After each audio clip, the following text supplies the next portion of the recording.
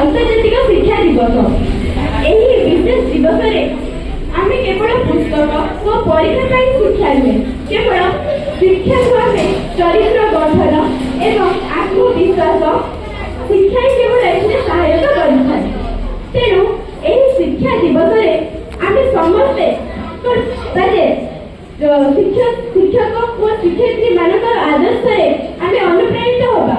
ତେଣୁ ମୁଁ ମୋର ସାନ ଭାଇ ଭଉଣୀ ମାନଙ୍କୁ ଏତିକି କହୁଛି ଯେ ସେମାନେ ଟିଚର ମାନଙ୍କର କଥା ମାନନ୍ତୁ ଏବଂ ତାଙ୍କ ଆଦର୍ଶରେ ଅନୁପ୍ରାଣିତ ହୁଅନ୍ତୁ। ଏତିକି କହି ମୁଁ ମୋର ବକ୍ତବ୍ୟ ଶେଷ କରୁଛି। ଜୟ ହିନ୍ଦ, ଜୟ ଶିକ୍ଷା। Thank you.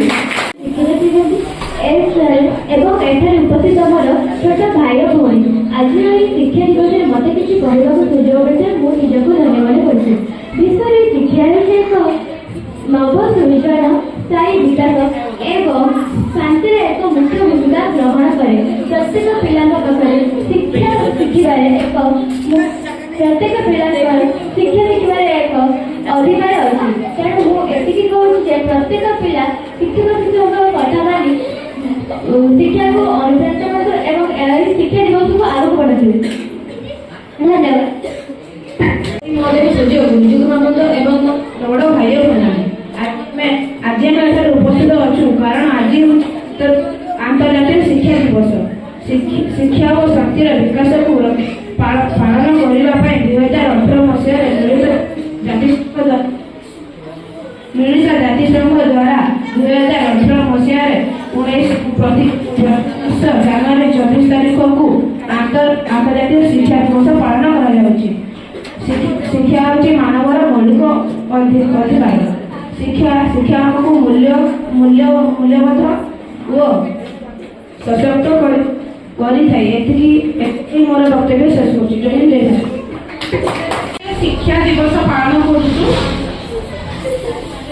ଏ ଯୋଉ ଶିକ୍ଷା ପିଲାମାନେ ବି କହିଲେ, ତମ ଦିଦି କହିଲେ, ତମେ ନିଜେ ଜାଣିଥିବ, ଉଦ୍ବୋଧ କରିଥିବ ଯେ ଶିକ୍ଷା ଆରମ୍ଭ ହୁଏ କୋଉଠାରୁ? ଆମ ଘରୁ ନୁହେଁ କି? ଯୋଉଠିକି ଆମେ ପରିବାରକୁ ପ୍ରଥମ ଶିକ୍ଷାନୁଷ୍ଠାନ ଏବଂ ମୁଖ୍ୟତଃ ମାକୁ ଆମେ ଆମର ପ୍ରଥମ ଗୁରୁ ହିସାବରେ ନେଇଥାଉ। କଣ ପାଇଁ ନା ପୁରାଣ ଆମର ସାକ୍ଷୀ ଅଛି ଯେ ମା ପେଟରୁ ହିଁ ଗୋଟେ ପିଲା ଶିଖିବା ଆରମ୍ଭ କରିଥାଏ। ତାର ବିଶେଷ ଉଦାହରଣ କିଏ ଅଛି ପୁରାଣରେ? କିଏ କୋଉ ଇଏରୁ ତମେ ଜାଣିପାର, ମାନେ ଶୁଣିଛ ବା ଜାଣିଛ ପୁରାଣର ସାକ୍ଷୀ ଯେ ମା ଗର୍ଭରୁ ହିଁ ପିଲା ଶିଖିବା ଆରମ୍ଭ କରେ? କେହି ଜାଣିନ? ଅଭିମନ୍ୟୁ କଥା ଶୁଣିଛ? ଅର୍ଜୁନଙ୍କର ପୁତ୍ର ଜାଣିନ? ଯଦି ଜାଣିନ ଯାଇକି ଜେଜେବାପା ଜେଜେମା ମାନେ ଥିବେ ମାନଙ୍କୁ ପଚାରିବ ଯେ ସିଏ କେମିତି ଶିଖିଥିଲେ, ହେଲା କି? ମା ଗର୍ଭରୁ ହିଁ ଶିକ୍ଷା ଆରମ୍ଭ ହୋଇଥାଏ। ତ ତାପରେ ତମେ ସ୍କୁଲକୁ ଆସୁଛ, ସ୍କୁଲରୁ ପୁଣି କଲେଜ ଯିବ। ତା ମାନେ ନୁହେଁ ତମେ ଚାକିରି କରିଗଲ ବୋଲି ତମର ଶିକ୍ଷା କି ସେଟା ଗୋଟେ ଛୋଟ ଜିନିଷରୁ ହେଇଥାଇପାରେ ବା ପ୍ରକୃତିରୁ ହେଇଥାଇପାରେ।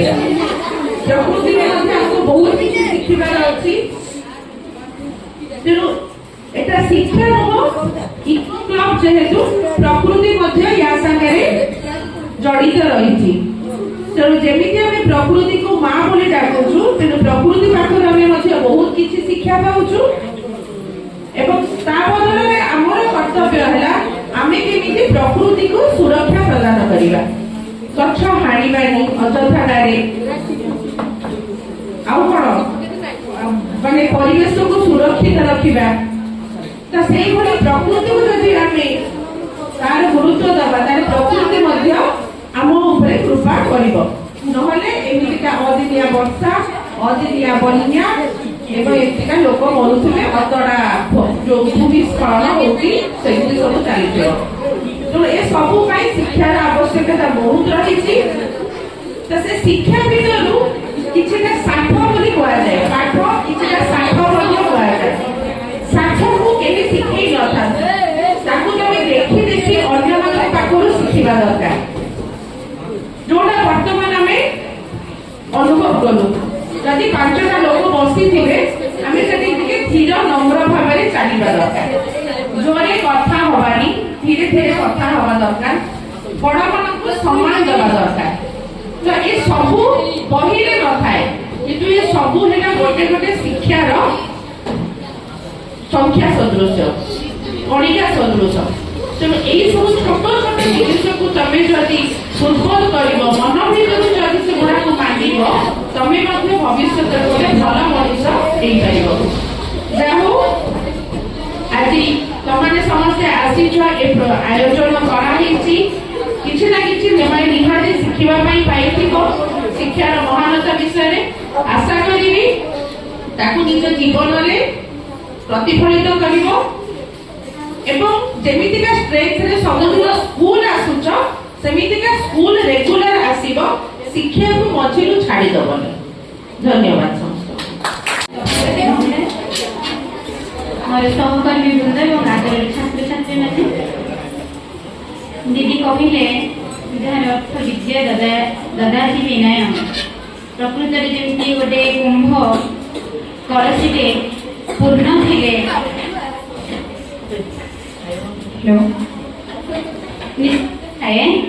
ठीक से भरी ज्ञान शिक्षा चरित्र पूर्ण मनीषटे थंब माठिया नुहे ता भितर विनय रही थाए अनेक प्रकार मानवीय गुण भी रही थाए।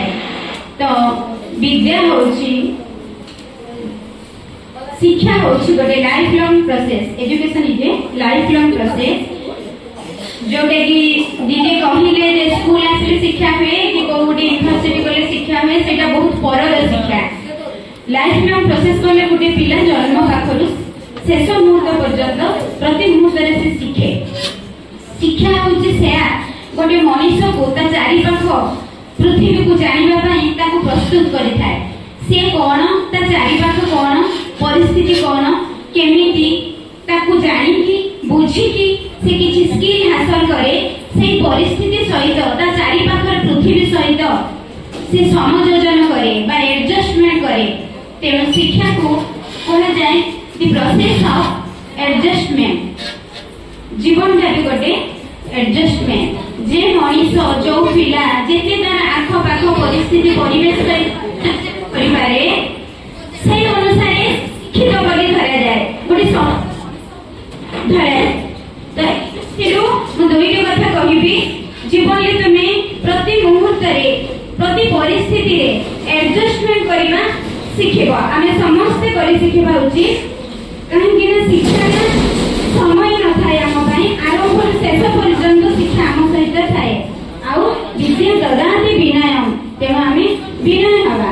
तेणु जड़े शिक्षित मनीषर परिचय है शिक्षित छात्र परिचय है विनम्रता रक्षा करवा श्रृंखला रक्षा करवा। ये कही वक्तव्य रखुची। धन्यवाद।